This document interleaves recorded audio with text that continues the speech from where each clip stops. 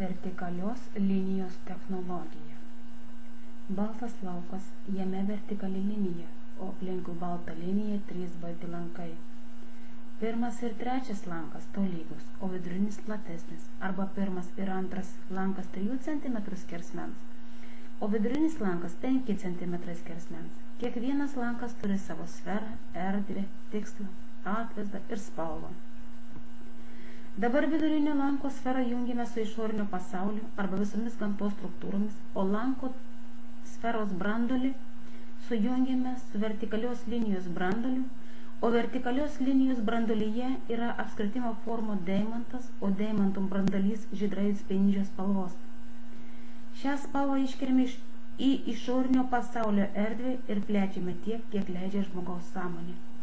Kada žmogaus sąmonė išsiplėti, atsivėrė duris, žmogus įėjo per duris ir prašo savo sielos, kad iš žmogaus fizinio kūno išformuotų visą seną informaciją, kuri sukelia trukdžius harmoningai vystytis, ir tegul ši žydra spalva visą apgaubia informaciją ir išformuoja normą, o tuščią vietą užpildo žydrai spindinčiais spinduliais su norma ir dangiškojo tėvo atvaizdu.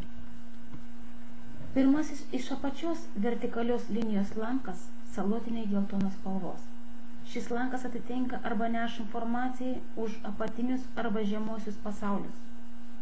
Į šią spalvą siunčiame amžinybės ląstelę su dangiškojo tėvo atvaizdu ir žmogus prašo savo sielos, kad į šią erdvę įdėtų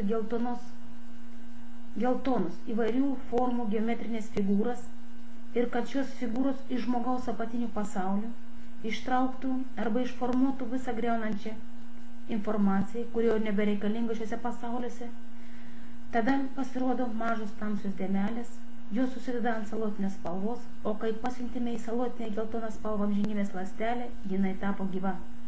Jinai išformavo visą, kas griaunančia ir nebereikalinga, kaip magija, pavydas, baimės, ligos ir įvykiai, ir įneša į žmogaus apatinius pasaulius vystymą nuo šiandien iki begalybės. Čia dedama norma ir su dangiškojo tėvo atvaizdu. Kai užsidėjo norma su dangiškojo tėvo atvaizdu, šio lanko erdvė arba pasaulis tapo spindinčiai skaidrus, skleidžiantis pozityvą, kuris sujungia žmogaus apatinius pasaulius su saulė ir atstato taip, kaip dangiškasis tėvas davė nuo pradžios. Šio lanko technologija ir suformuotą veiksmą apdedame matricą ir siunčiame atitinkamą materializacijos laipsnį ir materializuojame normą. Trečiasis lankas yra sidabriniai žydras. Jis atspindi vandens pasaulio struktūrą ir jo pažinimą.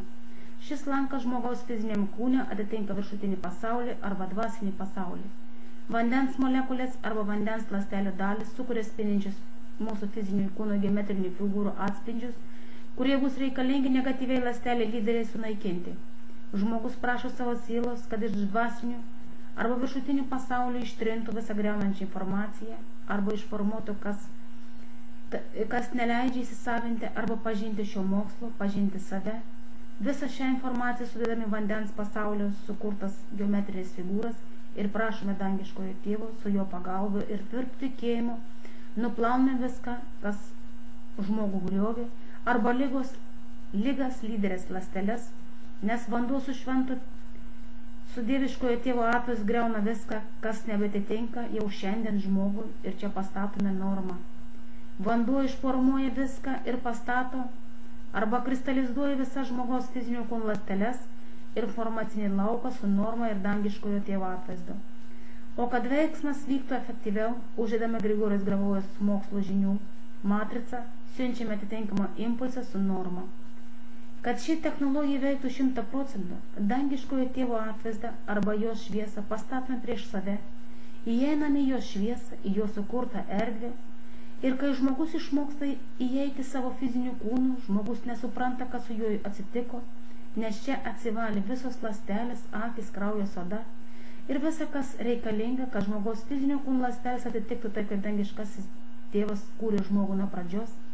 Čia fizinis kūnas žmogaus užpildomas energija ir šviesa.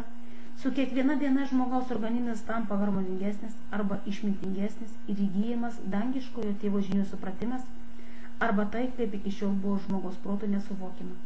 Tebūnie taip.